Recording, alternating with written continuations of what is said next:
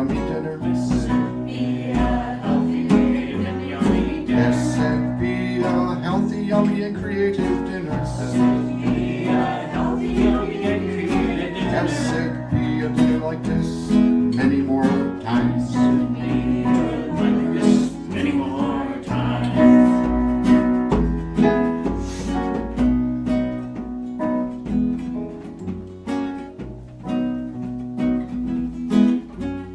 Blessed be Charlie and the chainsaw. Be Charlie and the chainsaw.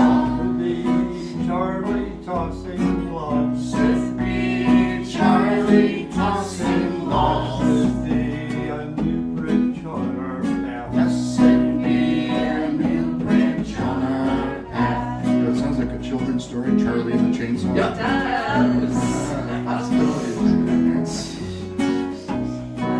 But I wonder what bridge we have though.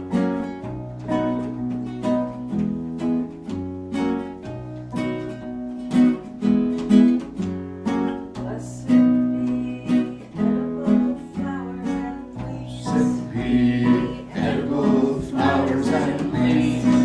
Blessed be the wind in the trees. Blessed be the wind in the trees.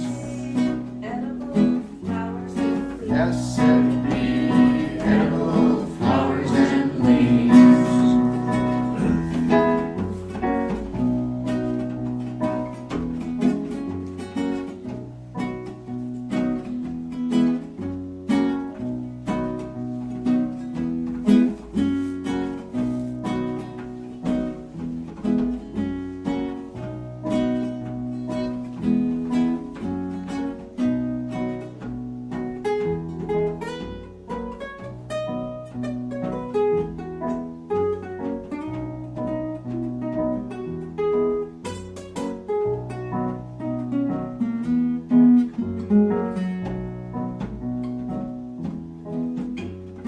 Blessed be clean dishes on the table. Blessed be clean dishes on the table. Blessed be no dirty dishes in the sink. Blessed be no dirty dishes in the sink. Blessed be the challenges of community life. Blessed be the challenges of community life.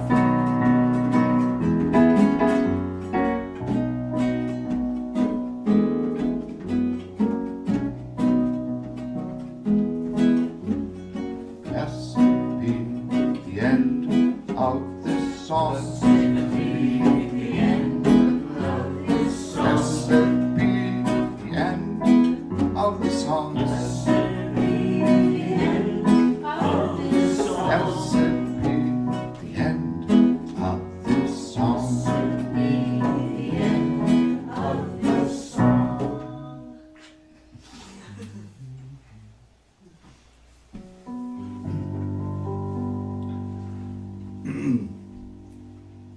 How many of you like to dance? Wow, look at that. One hand went up, two hands went up, three hands. Ken goes, yeah, I'm with you, Ken. I got it. This little chant is actually a kind of a dance. Maybe not in the way that we normally think about dance. If you've ever been in a dance where you turn, and you're turning all the time, and Oh, the whirling diverge, the whirling diverges in the Islamic could be. mosques. That's one possibility. The other possibility that came to my mind is that when I was living in Ireland, I was encouraged to try to dance, put it that way. And it would be set dancing. So it's social dancing, everybody's dancing, except for me. I was sitting on the side. And so some of the Irish folk came up to me in the midst of the set dancing and extended their hand. I pretend not to notice. And finally, it was so obvious that I had to take their hand. And but it's just fun. I have to admit it. Even I find dancing fun once I'm in a kind of safe atmosphere where I don't make a complete idiot of myself. So this little song is a kind of dance of life, turning from one thing to another, from this to that. And so I'll sing a line to sing it. Whoa. What was that, William? That's better. And take it up a little bit, just half a step up.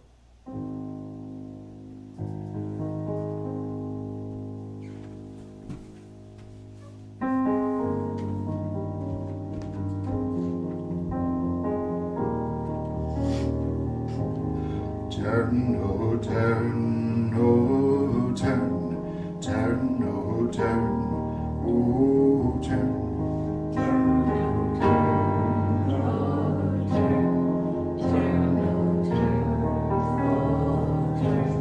Turn from violence, turn, turn, turn from violence, turn, oh turn. Turn from violence, turn, turn.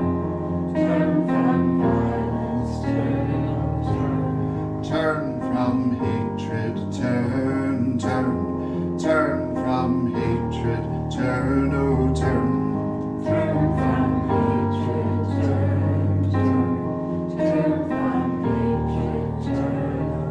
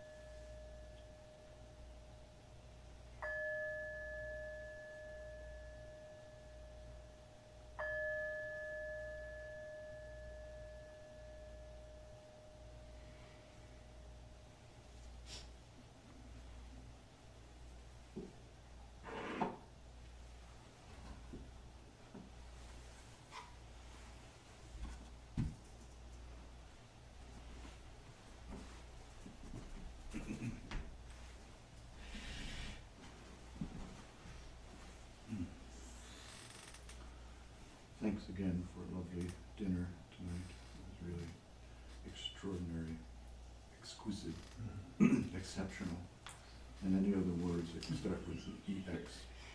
Exponentially delicious. Exponentially delicious.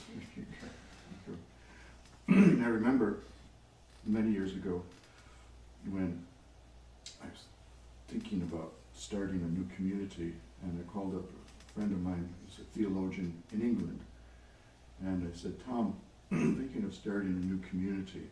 I know I'm crazy for even thinking about it, but do you have any advice? You know what he told me? He said, two things, he said, two words. He said, eat together. Actually more than two words, 4 words. Eat together every day. Is that 4 words? 3 words? Doesn't matter. Eat together every day. And Tom is an expert in early history of the Christian movement, and so he knows somewhat what he's talking about.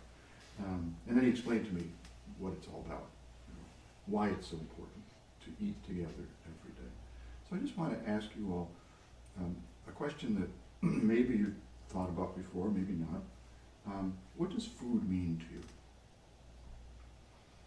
What does food mean to you? And by that I mean, the act of eating together, food, that is. You know what I'm trying to say. What does it mean to you? Food. Commonality? Okay.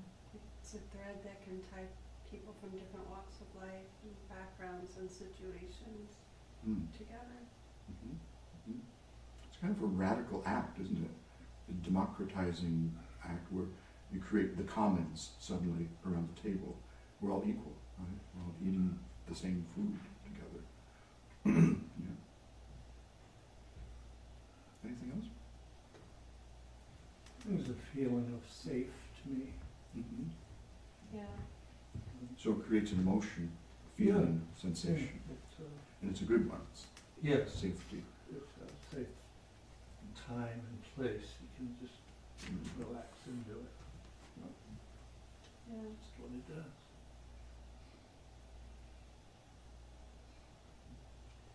Anyone else? I grew up with always eating meals together, my family. And also, I grew up in a church that stressed the importance of the Eucharist. Mm. So the idea of breaking bread together was, I was trained in it early, Mm-hmm. and then over the years, watching chefs on TV and things, I started to realize that not only eating together is important, but what you eat on, the way the food appears, it's art. It's shared art that communicates some kind of beauty, I think, to the people that you're with.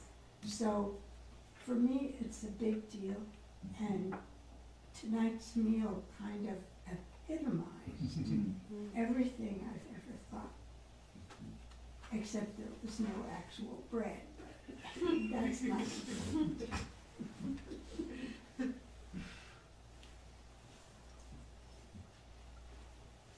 How am I gonna follow through with I pasta know. tomorrow, girl? I'm rethinking my I'll Brussels be like, sprout here's a salad. plate of pasta, you know, go put some flowers on Might it. put some flowers on it. It would be the same running as a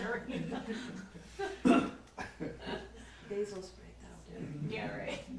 Yeah, maybe we should do something to not raise the, to. No, I mean, no, I was special meals are, yeah, No, are that's cool, cool, but we No, don't wanna make people that's feel like true. meals have to be special. No, cause like, food is like visually, like you eat first with your eyes, and you gave us that gift today, so thank you. I think what Barbara is saying about it being an art, like if you take it to another level, it's like an expression of that person. So like if we were all to paint a picture, it would look a little different, but we'd appreciate it in different ways. Yes. And there's different elements to appreciate. There's different elements to a meal. It's not just your eyes, and maybe it's like how it looks, or maybe it's like really good comfort food. So it can evoke different things in people. We can experience different things Layers. with the variety of people cooking. Mm. Our guest who's arriving tomorrow, Chase, loves to cook. And Chase has spent some time in a Buddhist meditation center cooking for the folks there. So it's going to be interesting to see. When? What time? Don't know yet. Tomorrow. Any other thoughts? What is food to you? Food is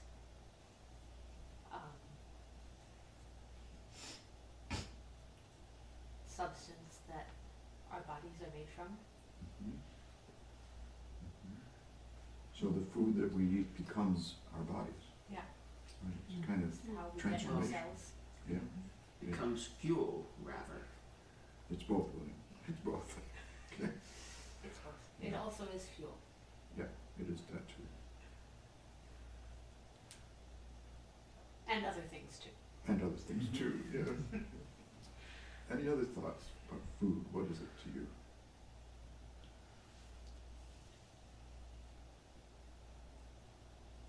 Have you also? And Granddaddy's on Thanksgiving. Okay. Babette's Feast is a wonderful movie. I think it was made in France. And it's a story, I won't spoil it for you, but it has to do a lot with the power and beauty of food among people who have lost their sense of beauty and even love. And somehow Babette brings all of that back through the food that she serves. And it's a bit comedic as well, but beautifully done, just exquisite. Yeah. So I just wanted to share with you a little bit tonight about thoughts about food, and close with reading something. You may want to comment on this. Some people think that communes are a recent development.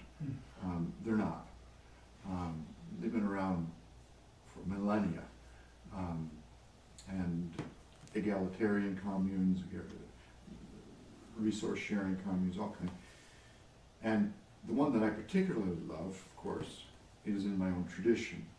And so in the Christian tradition, there is this initial response, practice, way of living that was communal. I just want to share a little bit with you from the book of Acts.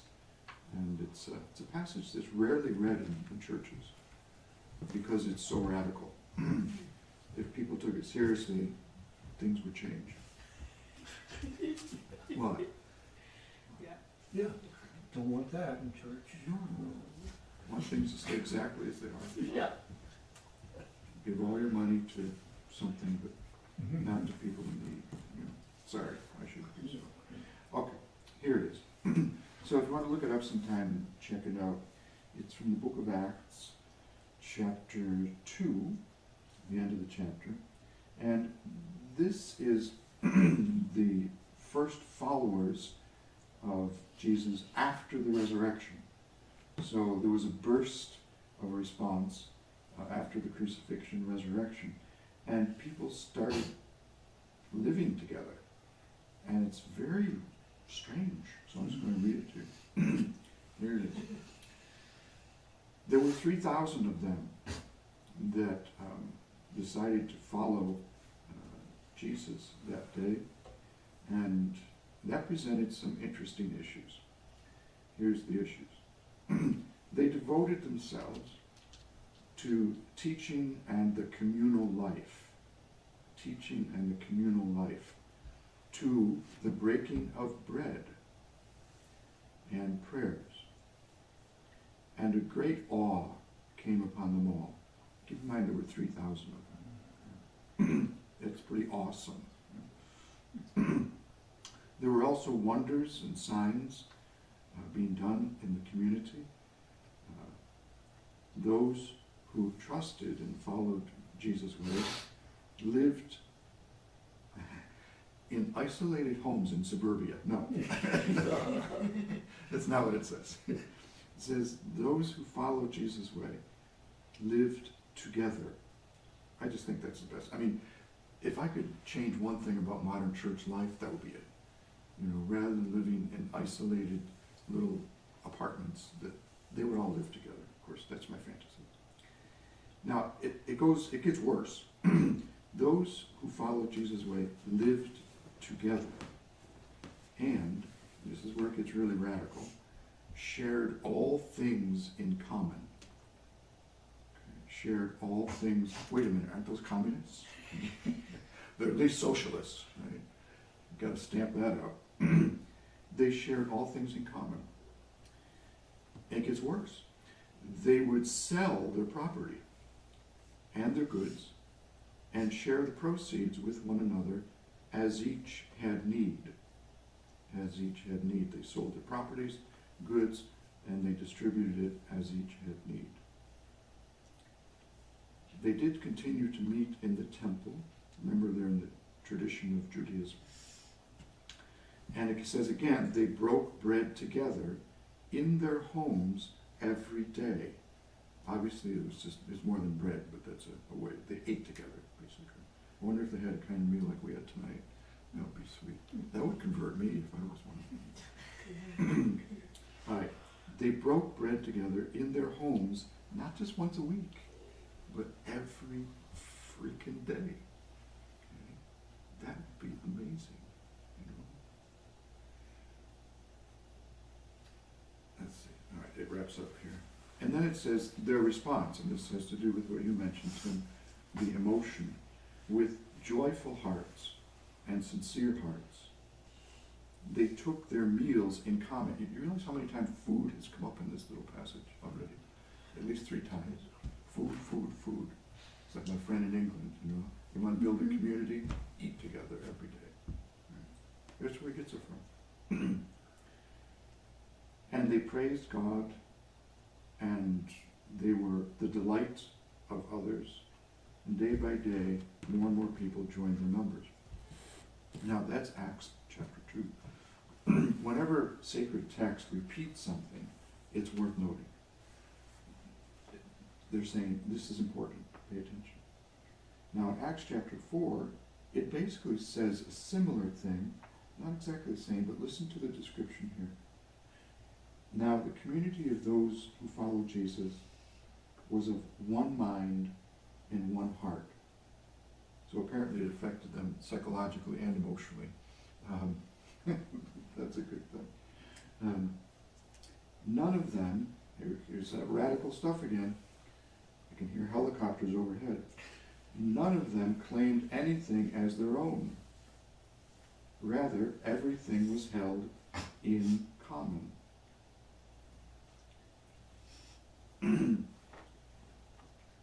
There was the apostles continued to teach, and with great power, to the resurrection of Jesus Christ. And they were all given respect. I mean, that would be another good one too to put up in church. Everybody gets respect in this place. That would be something. Nor was anyone in need. Okay, so the unemployment rate was 0. Right? Everybody had what they needed. For those who owned property, here it comes again, or houses or goods, would sell them and give the money to the community. And it was distributed to all members who might be in need. So, I just want to share that with you, that we're going to sing the little song in just a moment, how Francis, his community, 1,200 years later from this, also shared meals, and stone by stone they built a community, bread by bread, meal by meal. It's really, really such a good, nourishing, every meal we share together builds the community. Every dish we wash builds the community. Okay, every table we clean builds the community. It's these little things that, you know. So any final thoughts on this from someone who maybe hasn't had a chance to speak?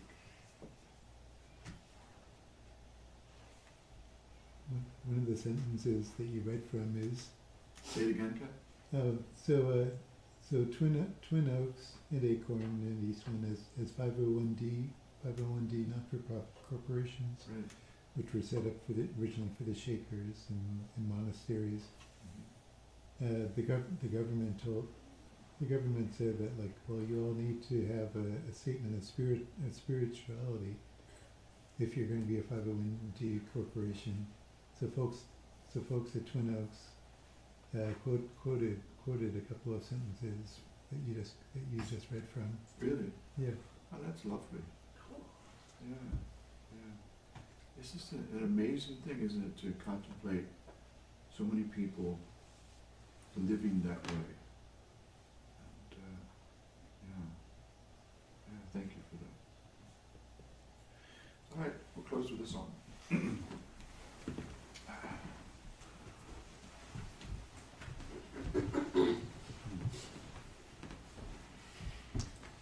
Oh, one last little story. Since we're having Chase come tomorrow from a Buddhist environment, some years ago I had the joy of visiting Thich Nhat Hanh and his community in France. A great Zen Buddhist teacher, monk, and spent 30 days there the first time, and then another 30 days the following year.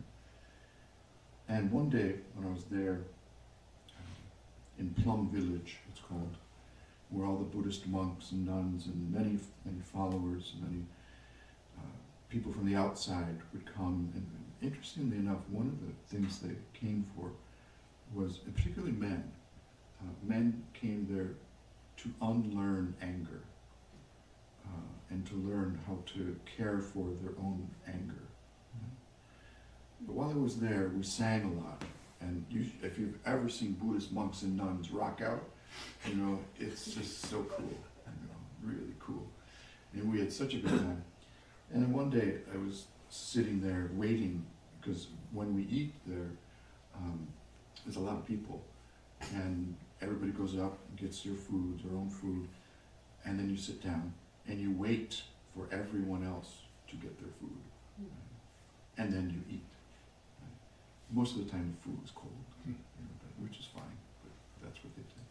Well, one day I'm waiting there for others to get their food, and this old Buddhist monk sits down next to me. He was missing a few teeth, and he said to me in typical Zen style, you know, he said, "Why are you here?" I was a bit taken back, you know, but that kind of abrupt approach means clarity. No BS here. Tell us really why you're here.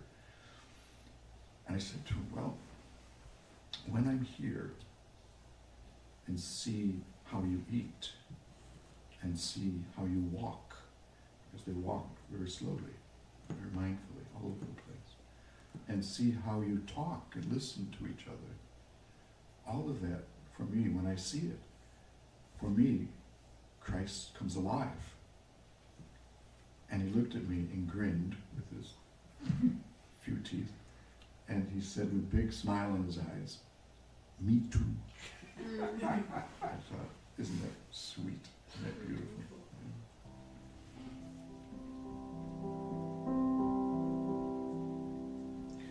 So this little song is from the film Brother, Sun, Sister, Moon. If you want your dream to be, take your time. Go slowly. Day by day, stone by stone, build your secret slowly. I'll sing a line, just sing it right back. If you want your dream to be, take your time, go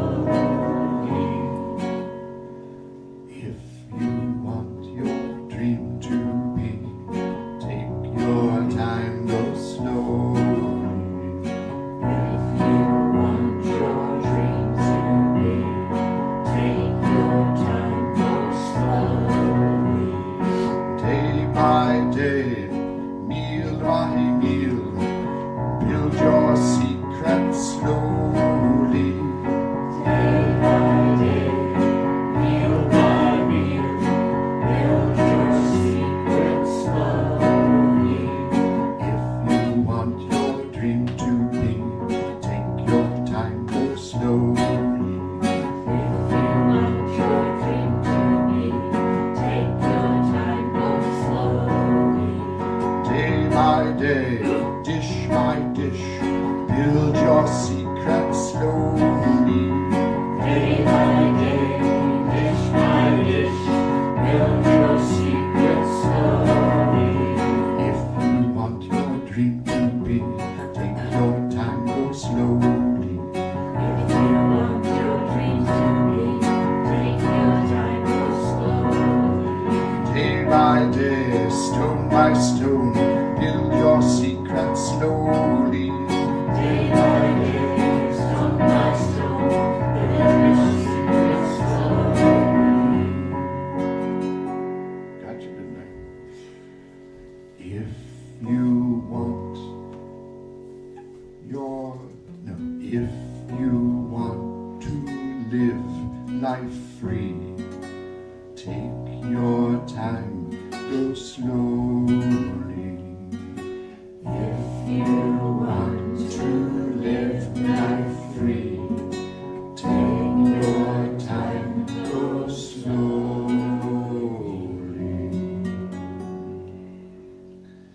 At the close of this day,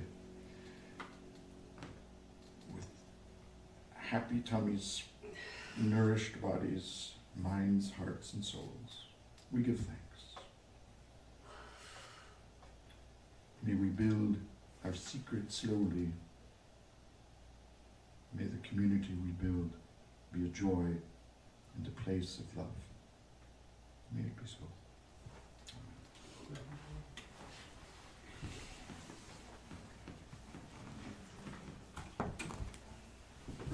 So you're gonna wash dishes? How do you say you were gonna